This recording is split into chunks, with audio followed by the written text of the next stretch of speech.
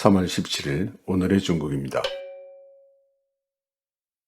앤토니 블링컨 미 국무장관이 중국에게 강압과 공격을 사용하지 말라고 경고했습니다. 중국이 강압과 침략을 이용해 자기 길을 가려 한다면 필요할 경우 우리는 반격할 것이라고 말했습니다. 블링컨의 발언은 목요일 알래스카에서 열리는 회의에 앞서 나온 것으로 바이든 행정부 고위 관리들과 중국 정부 관리들이 처음으로 만나 미중 관계를 논의하게 될 것입니다.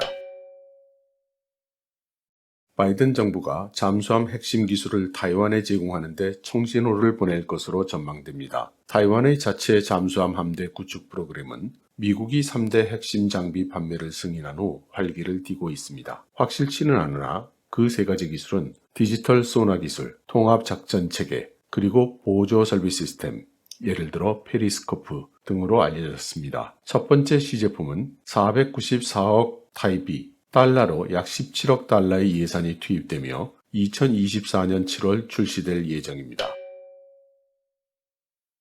중국이 암호화 메시지 앱인 시그널을 막았다고 합니다. 그동안 시그널은 VPN 없이도 사용 가능한 중국 내에서 가장 많이 사용되는 암호화 메시지 앱이었습니다.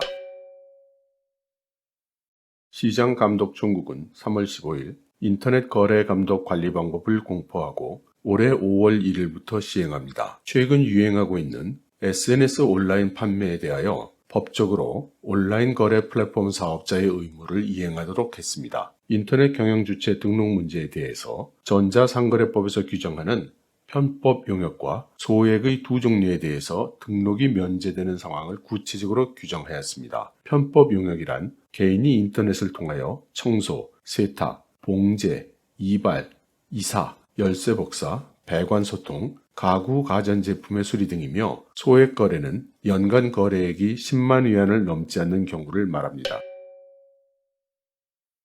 UBS가 중국의 GDP 성장률을 9%로 전망했습니다. Chief China Economist인 왕 타오에 따르면 중국 내수가 실질적으로 10% 반등할 것이며 1분기 실적의 경우 작년 록다운 상황의 기저효과로 인해서 19% 이상이 될 것으로 보았습니다. 화웨이가 애플, 삼성 등에게 로열티를 청구할 것으로 알려졌습니다. 송류핑 법무 책임자는 애플 및 삼성 등과 교차 라이센싱을 포함한 협상을 전개할 것이라고 말했습니다. 화웨이의 임원진들은 2019년부터 2021년까지 약 12억에서 13억 달러의 특허 및 라이센스 수수료를 챙길 것이라고 말했지만 5G의 내용에 대해서는 구체적으로 밝히지 않았습니다.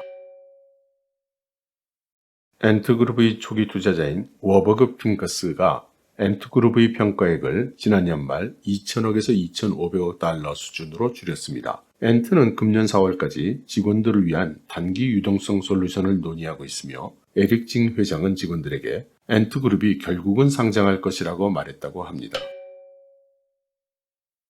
중국이 알리바바를 압박해 사우스차이나 모닝포스트를 매각한다는 소식이 전해졌습니다. 항저우에 본사를 둔 알리바바가 2015년 사우스차이나 모닝포스트를 2억 6,600만 달러에 인수했을 때 매우 절실했던 현금을 투입했었고 100년 된 이 신문의 편집 독립을 유지하겠다고 약속했었습니다. 이 신문은 중국 정권에 기울었다는 비판을 꾸준히 받고도 있지만 기자들은 2019년 홍콩 민주화 시위를 밀착 지지하는 동시에 중국의 비판적인 다양한 의견과 보도를 쏟아내고도 있습니다.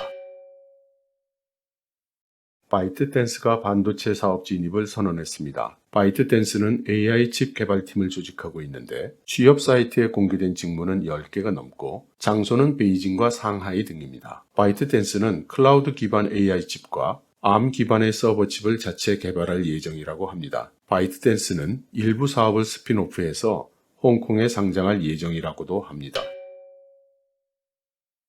바이두의 인공지능 칩 유닛 쿨룬이 자율주행, 클라우드 컴퓨팅, 음성인식 등 다양한 애플리케이션의 AI 칩 연구 개발에 주력하면서 투자 유치를 마무리했다고 바이두 관계자가 전했습니다. 투자 규모 등과 같은 자세한 내용은 밝혀지지 않고 있지만 CITIC Private Equity Funds Management, IDG Capital, 레전드 캐피털, 오리자화 등이 투자에 참여한 것으로 알려지고 있습니다. 하이난 법원이 하이난 항공그룹의 320개 계열사를 모회사로 합병하고 우조 조정하는 것을 승인함으로써 파산을 벗어날 수 있는 길을 열었습니다. 하이난그룹이 합병 관리자로 지정되었으며 채권단은 6월 4일 첫 회의를 연다고 합니다. 하이난그룹은 구조조정안을 채권단에 제출하고 승인을 받을 예정입니다.